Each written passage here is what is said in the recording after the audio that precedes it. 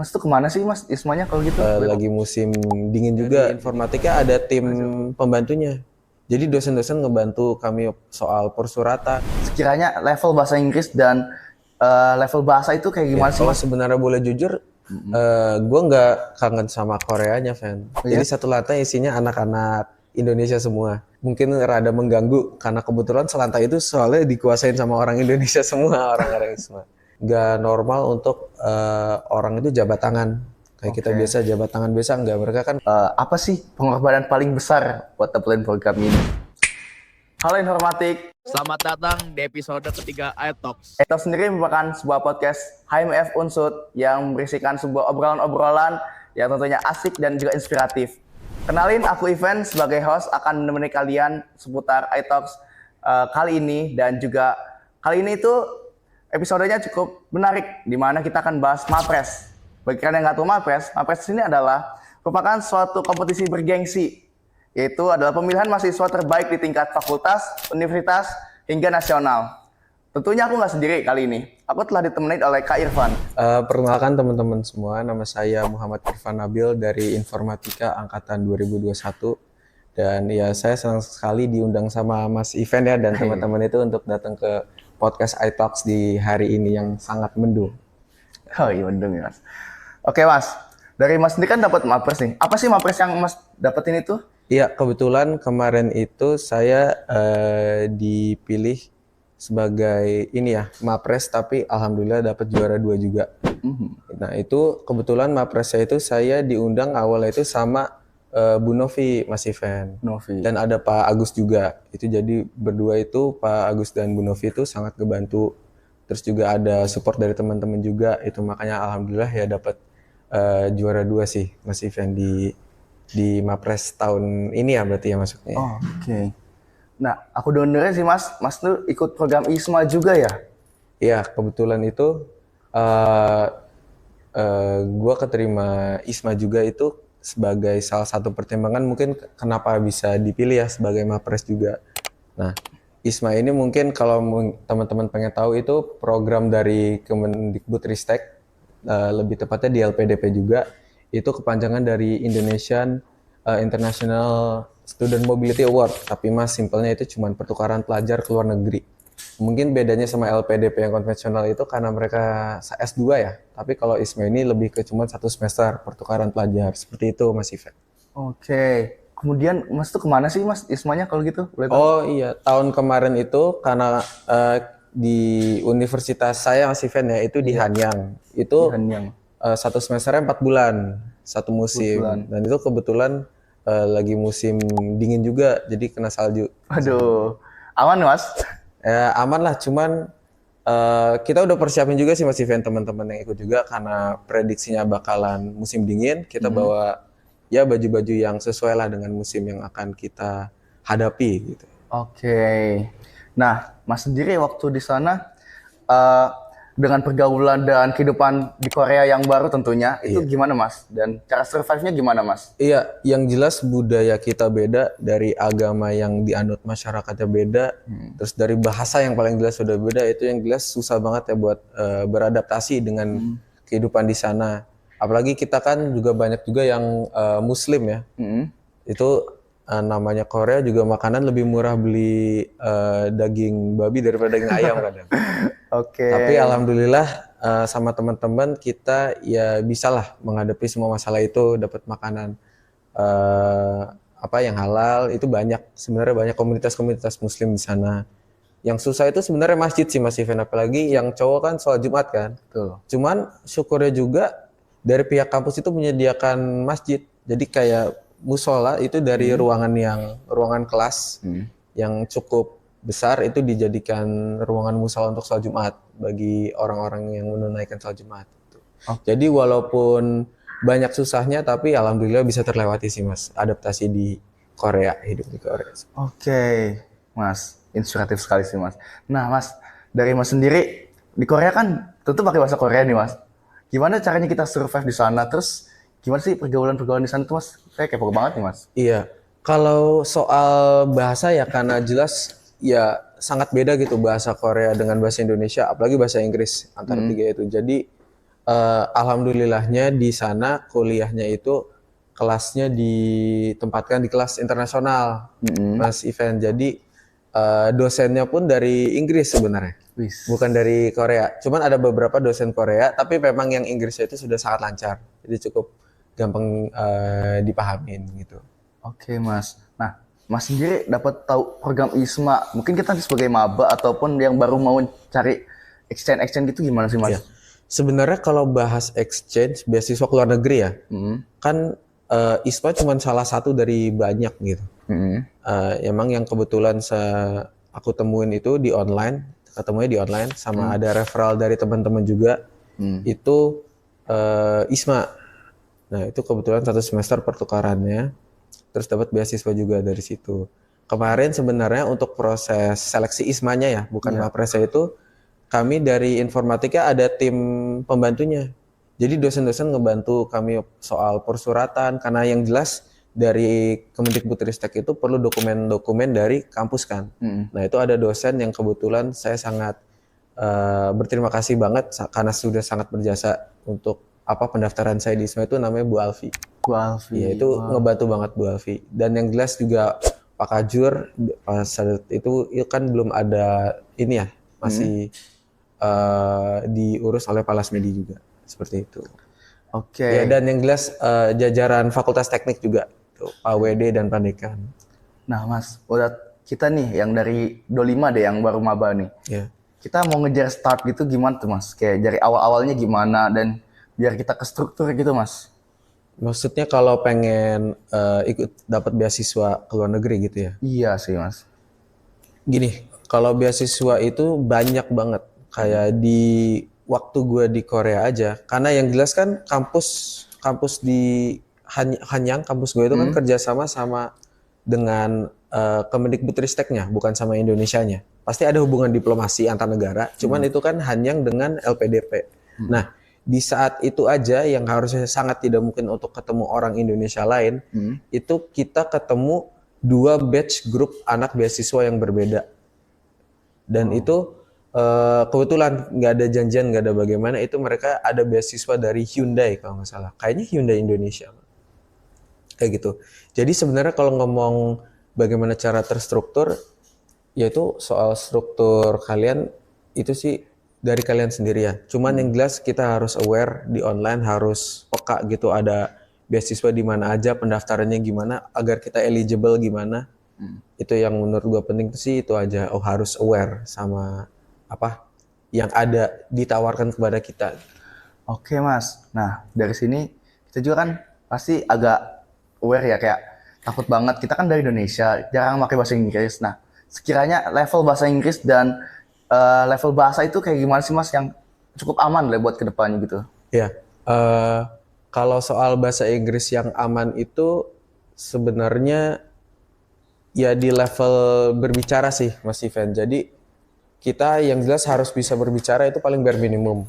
Alangkah baiknya itu kalau misalnya yang lebih baik adalah penulisan. Kalau kita bisa nulis misal artikel ilmiah atau menulis jurnal ilmiah, itu kalau bisa dalam bahasa Inggris itu udah sangat bagus untuk dipertimbangkan untuk diterima dapat beasiswanya eligible. Soalnya saat diwawancara juga yang paling banyak ditanyakan itu soal prestasinya Mas.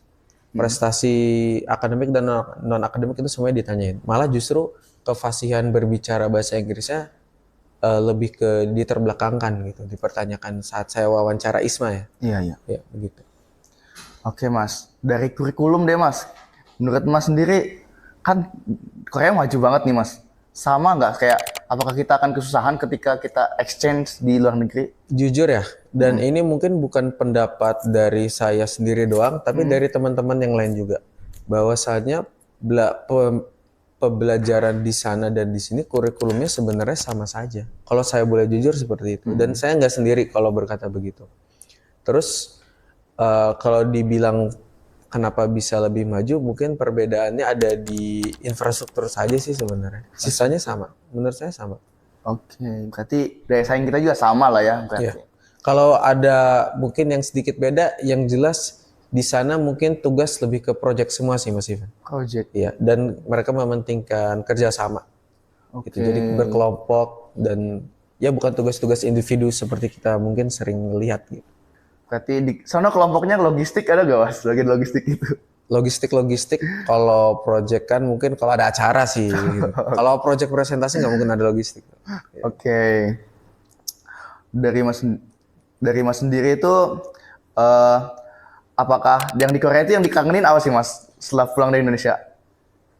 Ini udah banyak dipikirin juga ya apa yang dikangenin. Kalau sebenarnya boleh jujur, gue nggak kangen sama Koreanya, Fan. Oh, ya? Cuman karena gini loh, kita itu semua yang ISPA di Hanyang itu belum pernah ketemu sama sekali, tapi kita tinggal di satu wisma, satu dorm itu bareng. Jadi satu lantai isinya anak-anak Indonesia semua. Tapi kan ada 2 lorong. Maksudnya satu lorong di depan ada pintu, di depan ada pintu berderet kayak gitu ya Mas Ivan.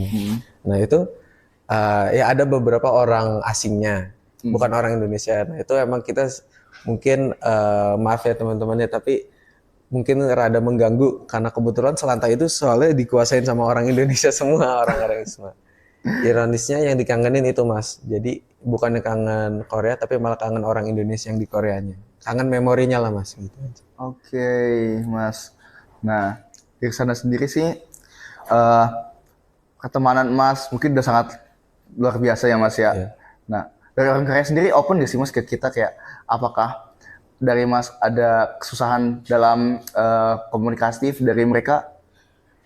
Iya, mungkin salah satu yang harus kita ketahuin ya kalau misalnya orang Korea itu mungkin lebih mementingkan kesopanan sih daripada kita. Kayak kita kan senioritas sudah jelas pasti ada di Indonesia. Di mereka lebih kayak di Korea aja nggak normal untuk orang itu jabat tangan.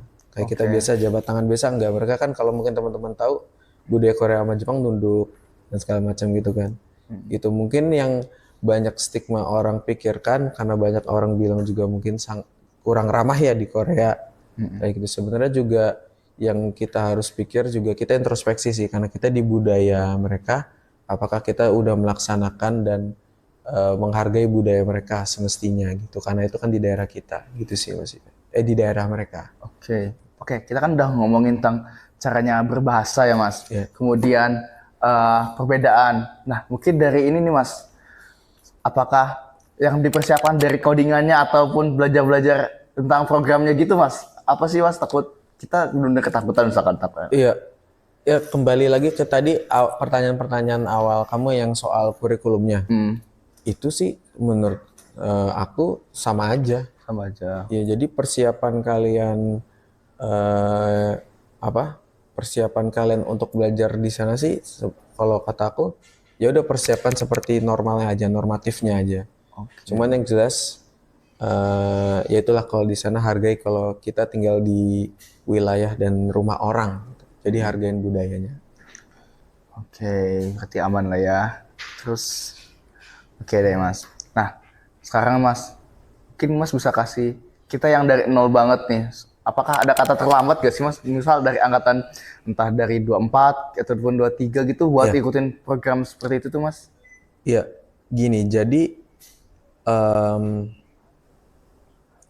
kalau bilang ada kata terlambat atau enggak, gue mau cerita aja deh. Jadi kamu semester berapa sekarang? Semester 3 Mas. Semester 3 ya? Iya. Gue dulu dapat ikut program ISMA itu semester 7. Semester 7. Berarti kalau misalnya lu ngomongin telat atau enggak, gue dapat di semester 7. Lu masih ada waktu berapa tahun lagi? 2 tahun lagi kan? Nah, dan gue nggak sendiri. Jadi di sana juga teman-teman yang di ISMA itu ya relatif banyak yang sudah semester akhir juga. Jadi kalau dibilang telat atau enggak sebenarnya enggak lah. Cuman yang jelas jangan telat ngambil kesempatan. Kesempatan selalu ada, tapi yang namanya telat melakukan apapun atau dapetin apapun tuh kayaknya enggak mungkin. Karena pasti akan ada kesempatan lagi. Itu aja sih Mas Ivan. Oke nih Mas. Oke Mas, kalau misalkan begitu dari Mas sendiri apa sih pengorbanan paling besar buat dapetin program ini? Entah itu tentu waktunya pasti terbuang. Selain waktu Mas. Kalau kalian kan masih relatif masih ini ya semester awal. Kalau kata saya sih sebenarnya perbanyak prestasi. Tapi prestasi itu bukan dalam bentuk kemenangan kejuaraan aja. Sesimpel apa? Ada penawaran jadi ketua pelaksana suatu program atau ketua pelaksana suatu acara. Budayanya orang Indonesia kan mungkin bukan sesuatu yang menguntungkan saya banget, ngapain diambil? Siapa tahu itu bisa sesuatu yang naikin nilai kita sebagai orang gitu loh. Karena kita kan sebagai orang itu kan menjual apa yang kita bisa jual. Ngerti nggak? Kayak gue diterima ISMA itu gue ngejual gue ini selama Kelas, kuliah, sebelum kuliah itu ngapain aja. Gitu. Kalau dibilang apakah gue paling berprestasi, enggak juga. Banyak yang lebih berprestasi dari gue, cuman karena gue ada di tempat yang baik dan tempat waktu yang pas, ya alhamdulillah juga lillahi ta'ala kan kembali lagi ke Allah. Kalau misalnya emang udah jalannya seperti itu, ya kita bisa apalagi selain mengucapkan terima kasih dan alhamdulillah. Kayak gitu aja sih Mas. Keren banget sih Mas. Oke nih Mas, mungkin kita terakhir deh Mas, kayak dalam Mas sendiri tuh organisasi dan sebagainya itu bisa nggak, apakah mengganggu dalam mencari beasiswa atau ya kegiatan-kegiatan kampus gitu mengganggu sih Mas? Kalau mengganggu sebenarnya bisa dibilang mungkin mengganggu enggak sih, cuman kembali ke penempatan waktu. Kita gimana kita mengorganisasi waktu kita, karena kita kan waktunya terbatas dalam 1 hari. Yang jelas dulu gue itu BEM Universitas dan kampus, kalau BEM Univ kan di Purwokerto. Nah, itu kan mondar-mandirnya susah. Cuman kalau soal perkuliahan alhamdulillah sih masih aman. Cuman ya emang lebih sulit, tapi jangan jadi alasan untuk kita nggak ngambil kesempatan itu sih. Karena nggak rugi dan nggak nyesel buat ikut BEM Universitas atau mungkin ke organisasian yang lain atau kepengurusan yang lain, itu nggak rugi.